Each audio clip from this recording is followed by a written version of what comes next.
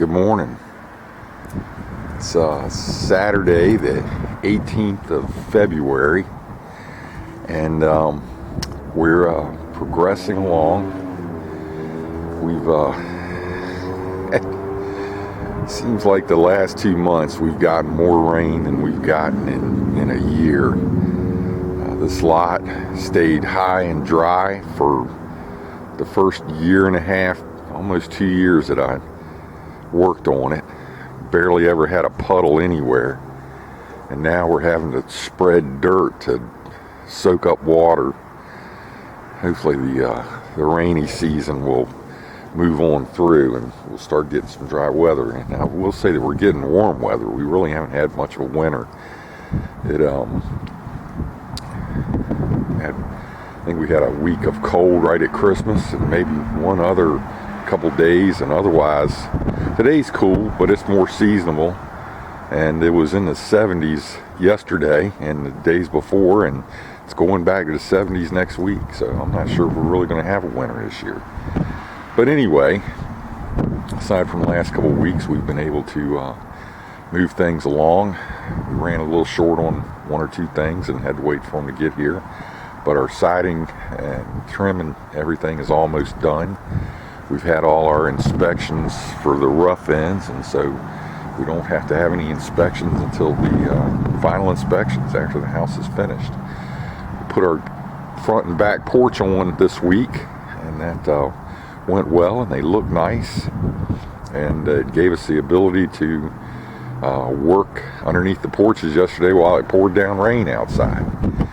So things are progressing on the outside, and I think in a couple weeks we'll have everything finished up here on the outside. The trim work is a little bit slower process, so like I say, a couple weeks. Got a little bit left to do. Got to get that dormer up there and the ends of the porch there and that section underneath and a few little things, and we'll have the outside done. We got to put our ceilings in our porches, and we'll probably get that done this week.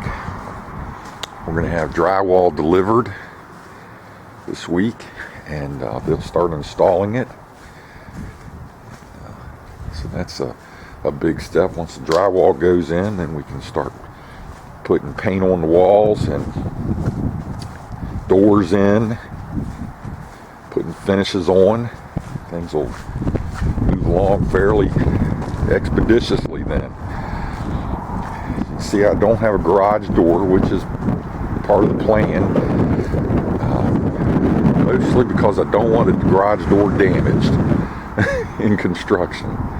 That would just aggravate me to no end if I had a dent in a garage door. So we'll put that on closer to the end.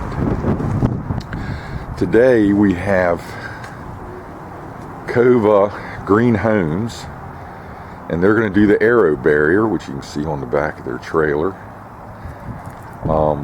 These are consultants, and they also provide services like blower door testing and duct testing and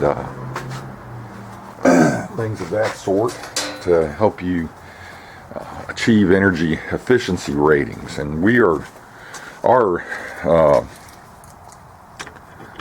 hope against hope goal is that we will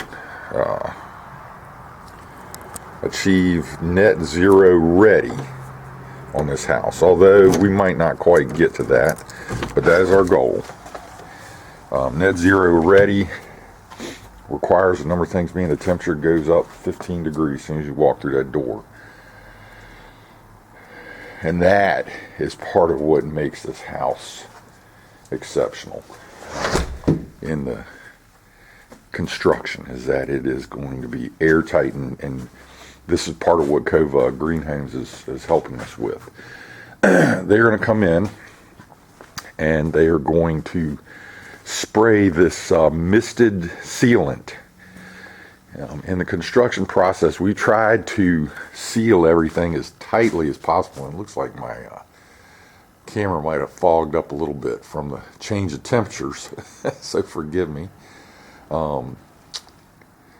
But in the process, we've tried to make this house as tight as possible, because tight, although contrary to old school thinking, tight is not a breathing house. Tight is loose is not a breathing house. It is a leaky house. And leaky means poor energy efficiency, higher energy cost for maintaining the temperature.